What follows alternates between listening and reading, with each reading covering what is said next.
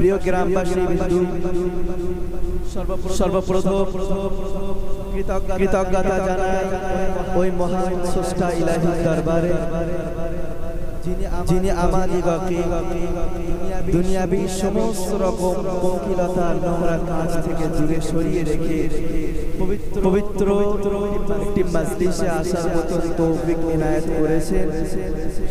সকলে বলি আলহামদুলিল্লাহ। এরপরই জানাই মহামানবের প্রতি লক্ষ কোটি দরুদ ও সালাম, জানাকে সৃজন না করিলে আসমান জমিন চন্দ্র তারা এমনকি আমি আপনি দুনিয়ার বুকে আসতাম। সেই নবী পাকের দরবারে লক্ষ কোটি দরুদ ও সালাম, সকলে বলি সাল্লাল্লাহু আলাইহি ওয়াসাল্লাম।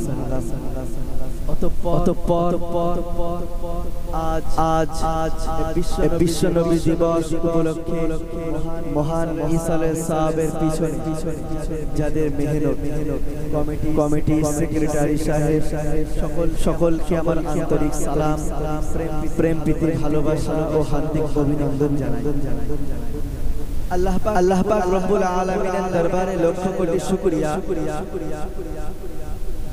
যিনি সমস্ত রকম খারাপি থেকে দূরে সরিয়ে দিয়ে তাদেরকে মাহফিল করার সুযোগ করে দিয়েছে। আমরা সকলে দুনিয়া জমিনে ঘোরাফেরা করি, কাজ করি, যাই করি না সবকিছুর পিছনে আমাদের একটি উদ্দেশ্য। যারা জলসাকে কায়েম করেছে তাদেরও এর পিছনে একটা উদ্দেশ্য হলো এটাই যে আল্লাহ পাক রব্বুল আলামিন যদি এই বিশ্ব নবী দিবস উপলক্ষে উদযাপিত অনুষ্ঠানকে কবুল করে নেয়, হয়তো এর ওসিলায় আমরা কাল কিয়ামতের মাঠে নাজাত পেয়ে যাব। সবকিছুর পিছনে উদ্দেশ্য একটা থাকে। তো আমরা সর্ব কাজ করে যাই, পিছনে একটা না একটা উদ্দেশ্য। আমরা সর্বদা আনন্দ ফুর্তি সুখ শান্তির পিছনে ছুটে চলেছে। কিন্তু সুখ শান্তি যে কিভাবে আসবে এর পন্থা আমরা কেউ জানি। আমরা কাজ করি, ব্যবসা বাণিজ্য করি, বিজনেস করি, যাই করি না একটাই উদ্দেশ্য সুখ শান্তিতে থাকতে পারে। তো সুখ শান্তি আপনার কোথায় আছে, কোথায় পাবেন সুখ শান্তি? একজন বৈজ্ঞানিক আল্লাহ পাক রব্বুল আলামিনের কালামুল্লাহকে 10 বছর ধরে রিসার্চ করেছে। আমি কোরআন শরীফকে রিসার্চ করে দেখবো কোরআন শরীফের মধ্যে কোনো কিছু কি ঘাটতি আছে কোরআন শরীফের মধ্যে। সবাই বলে কোরআন শরীফ এমন একটি কালাম যে কালামে সমগ্র বিশ্ব জাতি তার মধ্যে আছে। আপনি যাই খুঁজতে যান, আপনি যেটাই গবেষণা করে বার করুন, আল্লাহ পাক রব্বুল আলামিনের কোরআনের দিকে খেয়াল করেন, কোরআন শরীফের মধ্যে আল্লাহ পাক রব্বুল আলামিন আগে থেকেই দিয়ে রেখেছেন। জোরে হবে না সুবহানাল্লাহ। তো বৈজ্ঞানিক 10 বছর ধরে আল্লাহ পাকের কোরআনকে রিসার্চ করেছে। আমি কোরআন শরীফের মধ্যে কি আছে আমি একটু দেখতে চাই। বৈজ্ঞানিক 10 বছর রিসার্চ করার পর বলছে যে আমি কোরআন শরীফের মধ্যে সবকিছু পেয়েছি, কিন্তু কোথাও লেখা নেই যে এইটা করলে সুখ শান্তি পাওয়া যাবে, নামাজ পড়লে সুখ শান্তি পাওয়া যাবে, হজ করলে সুখ শান্তি পাওয়া যাবে, যাকাত দিলে দান করলে সুখ শান্তি পাওয়া যাবে। এই সুখ শান্তির কথা কোরআন শরীফের মধ্যে কোথাও উল্লেখ করা নেই। ওই বৈজ্ঞানিক হতভম্ব হয়ে তাজ্জুব হয়ে গেল, আশ্চর্য হয়ে ওই কোরআন শরীফের উপরে তারপরে আবারও 15 বছর ধরে রিসার্চ করছে, গবেষণা চালিয়ে গেলেন কোরআন শরীফের উপরে। তারপরে ওই বৈজ্ঞানিক কি বললেন শুনবেন। ওই বৈজ্ঞানিক বলছে যে আমি কোরআনকে রিসার্চ করার পরে জানতে পারলাম যে সুখ শান্তি এই কোরআন শরীফের মধ্যেই আছে। অর্থাৎ এই কোরআন মেনে যদি কেউ চলে তাহলেই তার জীবনে সুখ শান্তি নেমে আসবে। আপনারা জানেন যে একটা নৌকা সর্বদাই পানির উপর দিয়ে চলে, তাই নাই? একটা নৌকা সর্বদাই পানির উপর দিয়েই চলে। আপনি ভাবেন যদি নৌকার উপরে পানি চলে, নৌকা তলদেশে, তাই নাই? ঠিক শরিয়াতকে আমরা সর্বদাই নিচে নামিয়ে দিই। দুনিয়াবি কাজ কর্মে লিপ্ত হয়ে শরিয়াতকে আমরা ছেড়ে দিয়েছি। ফজরে আমরা উঠি 8টা 9টায় উঠে কাজে যাই, শরিয়াতকে আমরা মানছি। ফজরের নামাজ কোথায় চলে যায়, নামাজ পড়ি। দুপুরে জোহরের নামাজ আছে, কজনা জোহরের নামাজ আদায় করে। একটা গ্রামে কটা মুসল্লি আছে, কটা লোক আছে, আর জোহরের নামাজে কটা মুসল্লি হয় আপনি দেখেছেন? কটা লোক বাড়িতে নামাজ পড়ে। তাহলে শরিয়াত মেনে চলে মনে হয় শরিয়াতকে মেনে চলে না। তাহলে আমরা দুনিয়াকে সর্বদাই শরিয়াতের উপরে রেখে চলছি, শরিয়াতের দিকে কোনো পরোয়াই নেই। শরিয়াত কোনো পরোয়া না করে আমরা দুনিয়াবি সমস্ত রকম কাজে লিপ্ত রয়েছি। গাড়ি কিনছি, বাড়ি করছি, জমি জায়গা কিনে পাহাড় করে ফেলছি, মনে শান্তি নাই। লাখ টাকা, কোটি টাকা ইনকাম করছি, মনে কোনো শান্তি নাই।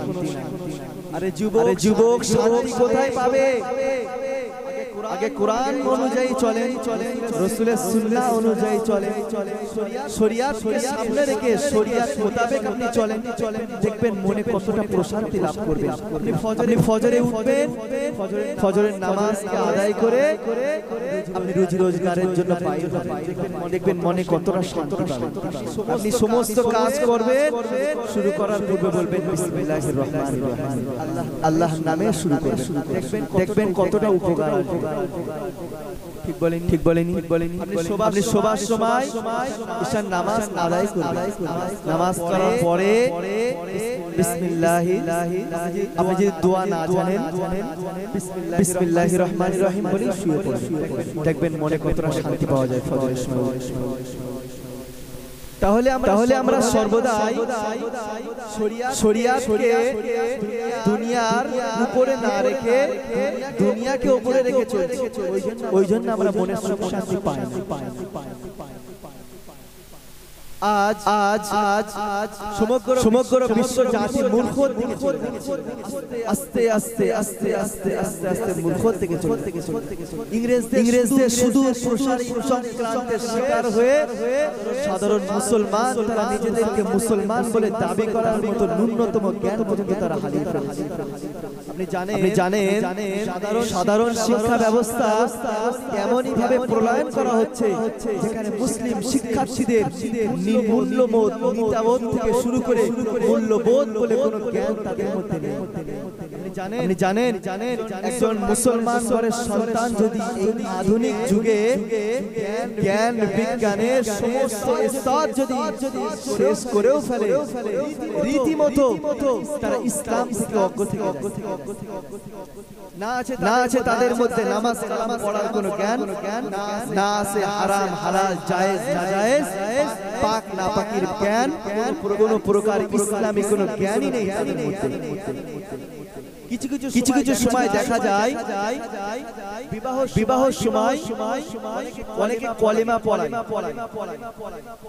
আফসোসের বিষয়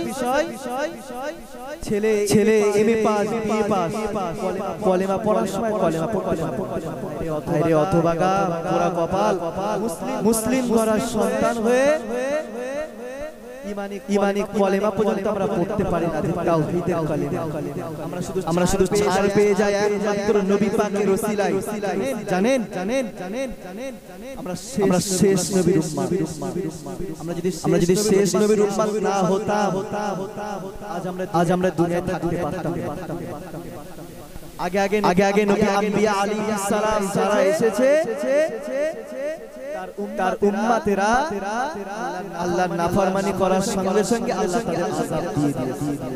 কিন্তু আমাদের নবী খাতামুন নবিয়্যিন, নবীকে বলা হয় রাহমাতাল লিল আলামিন। রাসূলের ওসিলায় আমরা নাজাত পেয়ে যাই।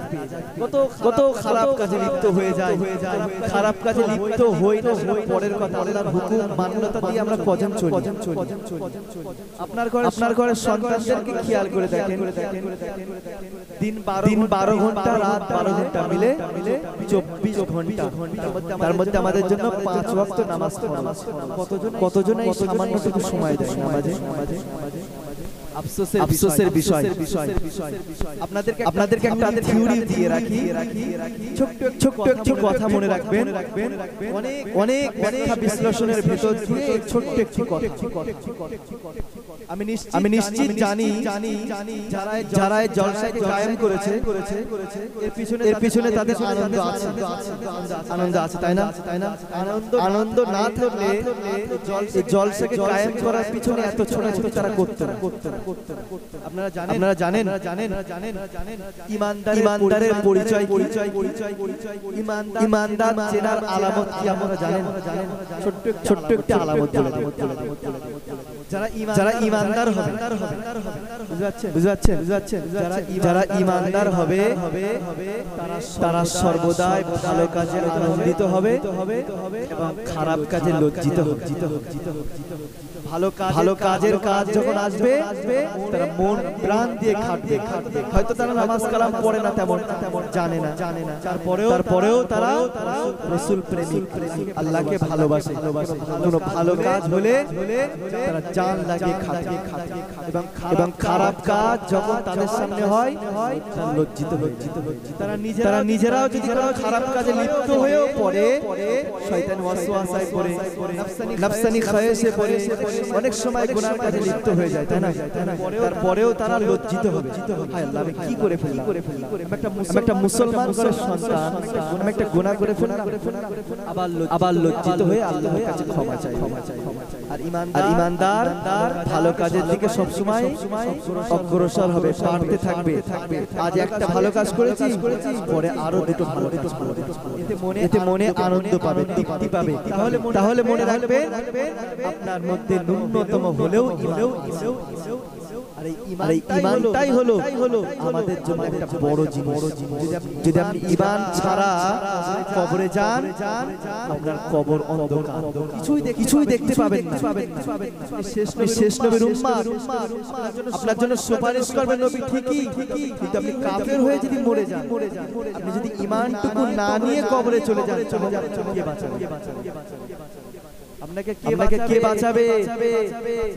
আপনাকে সওয়াল করবে, জিজ্ঞাসা করবে, আলাম তাআতিকুম রুসুলুকুম বিল বাইয়িনাত, তোমাদের কাছে কি নবী রাসূল আসে নাই?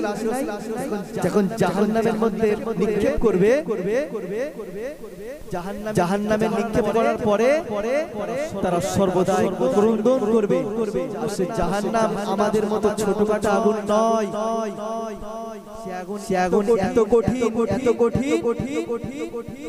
দুনিয়ার সাথে কোনো প্রকার তার সামঞ্জস্য নেই। সামান্যতম বলা হয় এক চুল পরিমাণ আগুন আমাদের এই দুনিয়ার বুকে।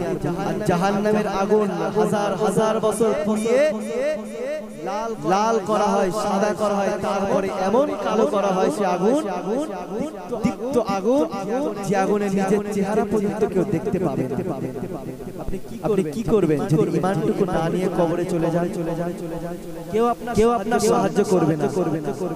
জাহান্নামের কথা শুনলে আপনাদের চোখ দিয়ে টপ টপ টপ টপ করে পানি পড়ে। রাসূল করিম সাল্লাল্লাহু আলাইহি ওয়াসাল্লাম একদা সাহাবাদেরকে নিয়ে বসে আছে। এটা হযরত আবু দারদা রাদিয়াল্লাহু তাআলা আনহু থেকে বর্ণিত।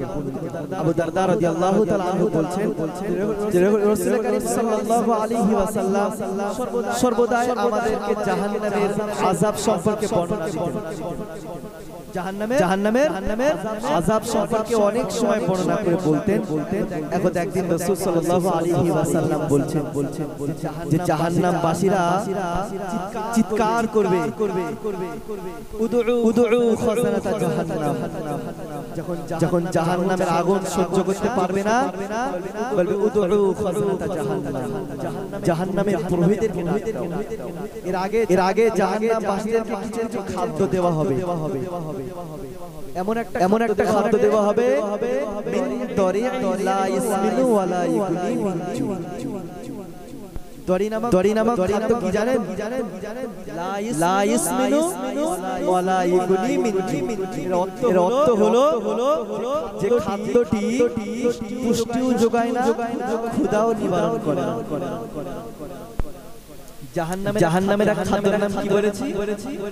দরি নামক খাদ্য, যে খাদ্যটি পুষ্টিও যোগায় না এবং ক্ষুধাও নিবারণ করে না।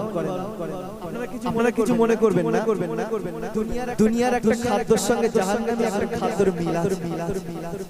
বলতে পারবেন কি খাদ্য? জাহান্নামে যে খাদ্য দেওয়া হবে, যে খাদ্যটা লা ইসমিনু ওয়া লা ইগুনি মিন জু, যেটা ক্ষুধাও নিবারণ করবে না এবং পুষ্টিও যোগাবে না। কি খাদ্য? আমাদের দুনিয়ায় কিছু একটা খাদ্য আছে জাহান্নামের সাথে সম্পৃক্ত। বলেন তো বলতে পারবেন ধূমপান ক্ষুধা নিবারণ করে, পুষ্টি যোগায়, তাই না? ধূমপান জাহান্নামে একটা খাদ্যের সাথে সম্পৃক্ত।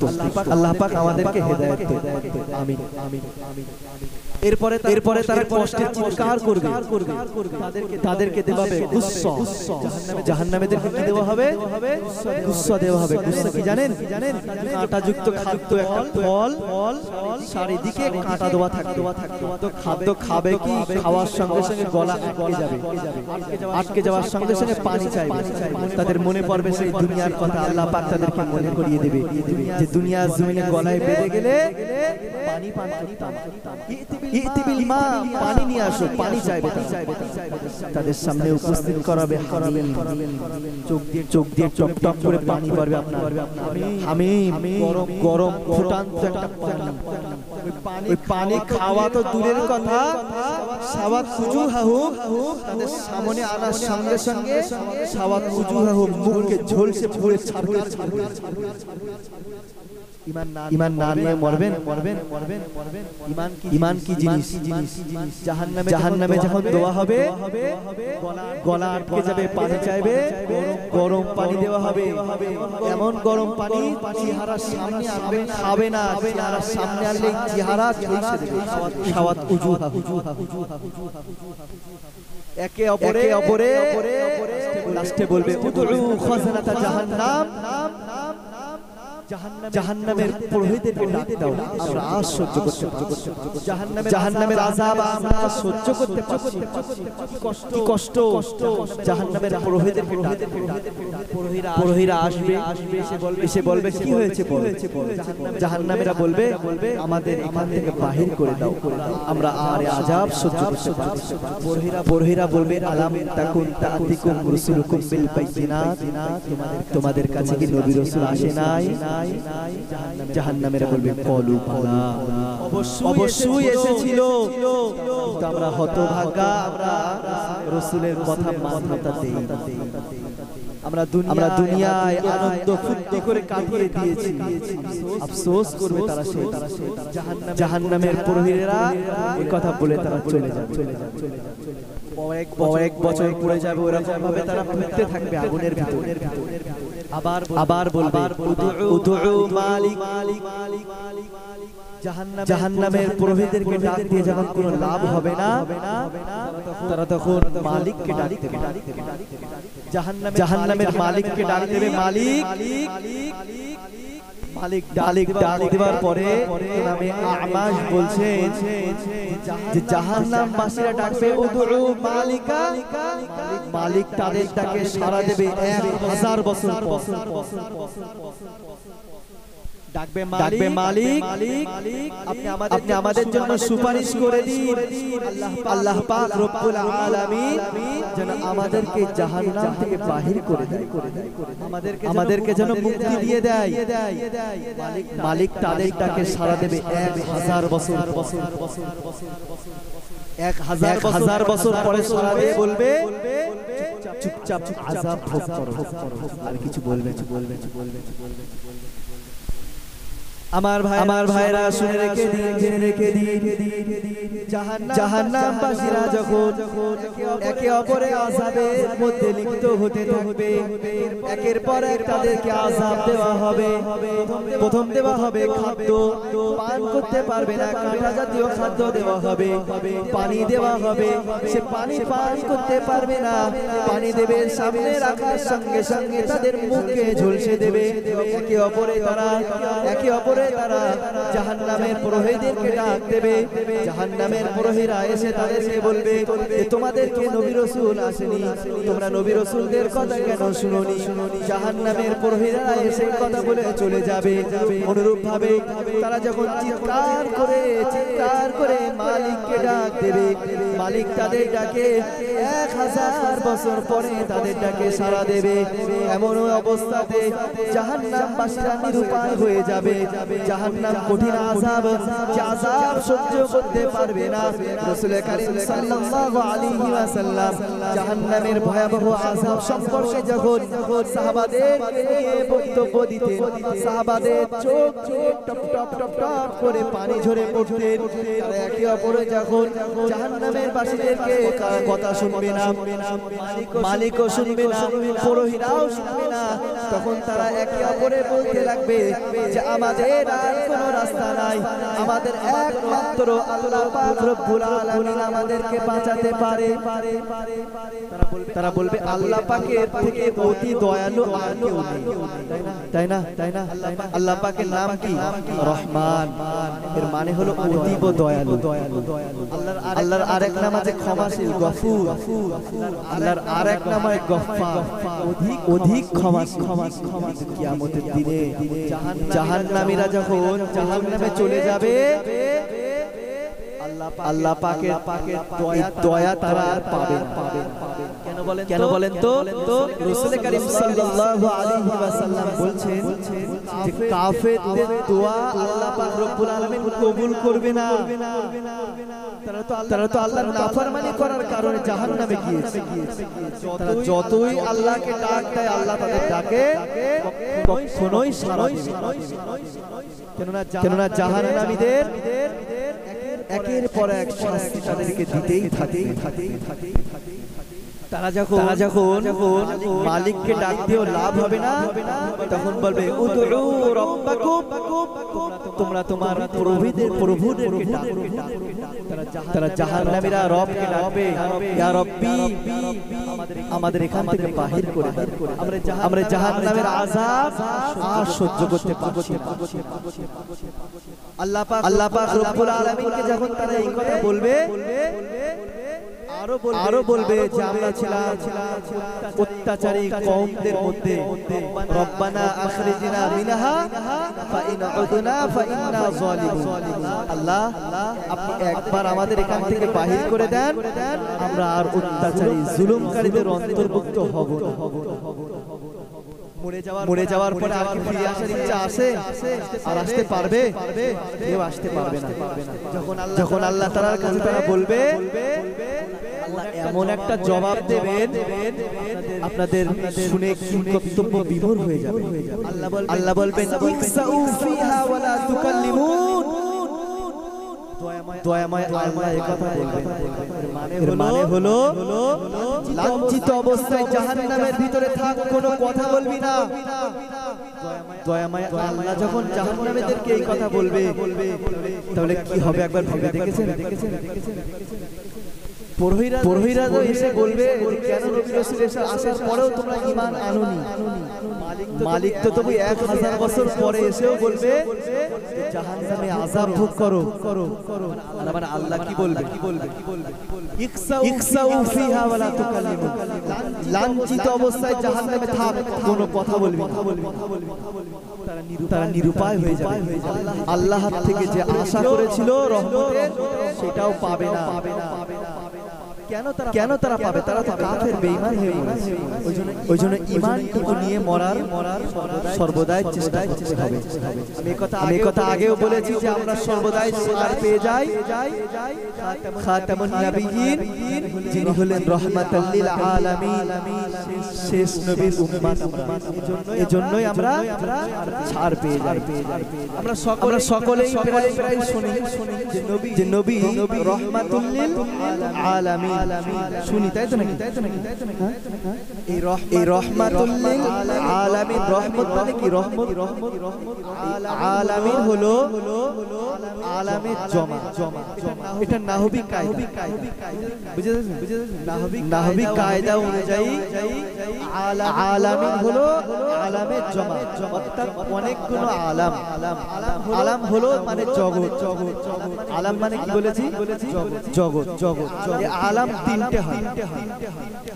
সর্বপ্রথম আলামে আরওয়াহ, আমরা যেটা আছে এটা আলামে দুনিয়ার জগৎ।